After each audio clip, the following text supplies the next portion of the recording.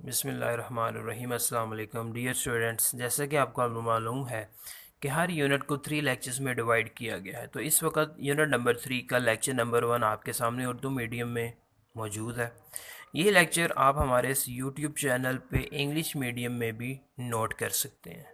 तो बोर्ड के paper pattern के मुताबिक इस वक्त क्वेश्चन नंबर 2 में 8 पार्ट मौजूद है शॉर्ट क्वेश्चन के। इन क्वेश्चंस को गौर से देख लीजिए जिनको हम आगे सॉल्व करने जा रहे हैं।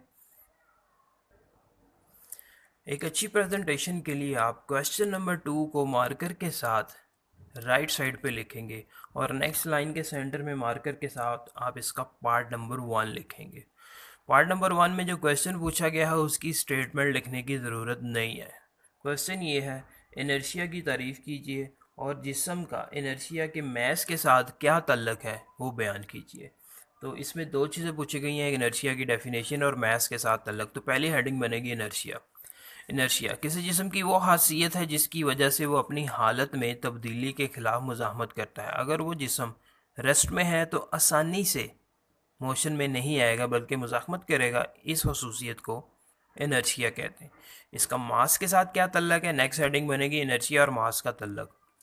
अगर जिस्म का मास ज़्यादा होगा तो इनर्शिया भी ज़्यादा होगा और अगर जिस्म का मास कम होगा तो इनर्शिया भी कम होगा। यानी हम कह सकते हैं कि mass is the measurement of inertia. Part number 2, एक लाइन की स्पेस छोड़ने के बाद लाइन के सेंटर में लिखेंगे मार्कर के साथ। और इस पार्ट नंबर 2 में क्वेश्चन पूछा गया है, न्यूटन का पहला कानून हरकत बयान करें और वजाहत करें। शॉर्ट क्वेश्चन है, इसमें 2 हेडिंग्स बनाएंगे।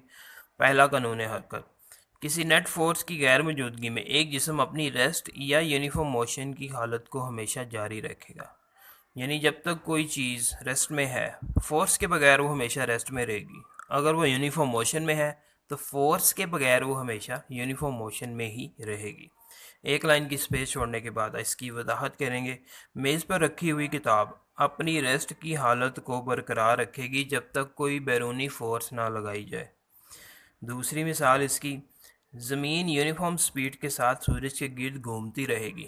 कब तक? जब तक कोई नेट फोर्स इसके ऊपर ना लगे। पार्ट नंबर 3, मार्कर के साथ लाइन के सेंटर में लिखेंगे। इस पार्ट नंबर 3 में क्वेश्चन पूछा गया है, फोर्स और इनर्शिया में फ़र्क वाज़े करें। तो पहले हम फोर्स की डेफिनेशन लिखेंगे। फोर्स वो आमिल है या वो एजेंट है जो किसी जिस्म को रोकता है या रोकने की कोशिश करता है, या किसी जिस्म को मोशन में लाता है या मोशन में लाने की कोशिश करता है। और फोर्स के मतलब एक ये पॉइंट लिखेंगे कि ये एक बैरूनी मुहर्रिक है। यानी ये फोर्स किसी जिस्म की अपनी खसूसियत नहीं होती, बाहर से उसके ऊपर फोर्स लगाई जाती है। एक लाइन की स्पेस छोड़ने के बाद इनर्शिया की हेडिंग बनेगी। ये किसी जिस्म की वो खासियत है जिससे वो अपनी हालत में तब्दीली के खिलाफ मुज़ाहमत करता है। और इनर्शिया किसी जिस्म की अपनी अंदरूनी खासियत है, किसी बाहर वाले एजेंट का इसमें अमल दखल नहीं होता।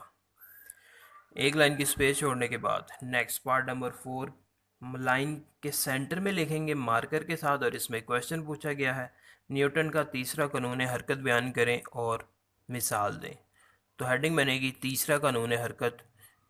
इसकी डेफिनेशन लिखेंगे, हर अमल का एक रद्द-ए-अमल होता है जो मिकदार में बराबर लेकिन सिमत में मुखालिफ होता है। या इसकी दूसरी डेफिनेशन बनती है, अमल और रद्द-ए-अमल बराबर लेकिन मुखालिफ सिमत में होते हैं।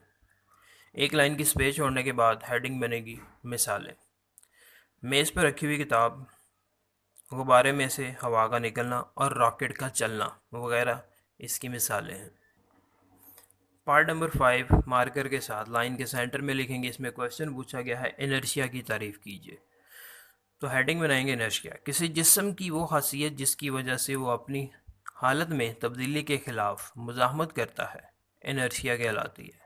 एक लाइन की स्पेस छोड़ने के बाद इसका इन्हिसार लिखेंगे। इनर्शिया का इन्हिसार मास पर होता है। अगर किसी बॉडी का मास ज़्यादा होगा तो इनर्शिया भी ज़्यादा होगा, अगर किसी बॉडी का मास कम है तो इनर्शिया भी कम होगा। एक लाइन की स्पेस छोड़ने के बाद पार्ट नंबर 6 मार्कर के साथ लाइन के सेंटर में लिखेंगे।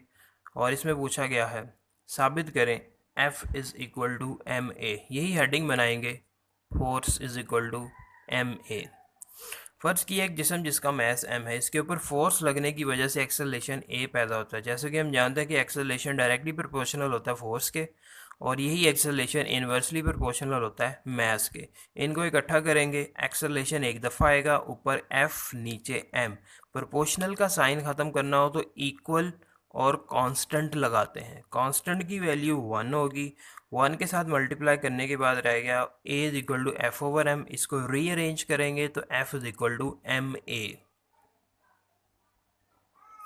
पार्ट नंबर 7 मार्कर के साथ लाइन के सेंटर में लिखेंगे, और इसमें क्वेश्चन पूछा गया जब एक बंदूक चलाई जाती है तो ये पीछे की तरफ झटका क्यों खाती है। तो हेडिंग बंदूक को झटका। जब बंदूक से गोली चलाई जाती है तो मोमेंटम को कांस्टेंट रखने के लिए बंदूक पीछे की तरफ झटका खाती है। अब मोमेंटम को कांस्टेंट रखने का मतलब बंदूक चलने से पहले टोटल मोमेंटम ज़ीरो होगा, तो बंदूक चलने के बाद भी टोटल मोमेंटम ज़ीरो होना चाहिए। इसकी वजाहत मोमेंटम के कानून के मुताबिक बंदूक और गोली का कुल मोमेंटम सिफर होना चाहिए। लिहाजा जब गोली आगे को निकल जाती है तो बंदूक उल्टी सिमत में जाके इस मोमेंटम को सिफर बना देती है, ज़ीरो कर देती है। नेक्स्ट पार्ट नंबर 8, एक लाइन की स्पेस छोड़ने के बाद लाइन के सेंटर में मार्कर के साथ लिखेंगे। इसमें क्वेश्चन पूछा गया है मोमेंटम की तारीफ कीजिए और मसावात भी लिखिए। तो हेडिंग बनेगी मोमेंटम। किसी जिस्म में मास और वेलोसिटी की वजह से हरकत की मिकदार को मोमेंटम कहते हैं, या दूसरी डेफिनेशन है किसी जिस्म के मैस और वेलोसिटी के हासिले ज़रब को मोमेंटम कहते हैं।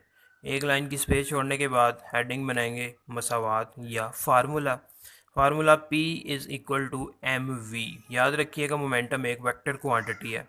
एक लाइन की स्पेस छोड़ने के बाद इसका यूनिट लिखेंगे किलोग्राम मीटर पर सेकंड। इसके फार्मूले से इसका यूनिट बनाया जाता है। मैथ्स की जगह पे लिखेंगे किलोग्राम और वेलोसिटी की जगह पे लिखेंगे मीटर पर सेकंड।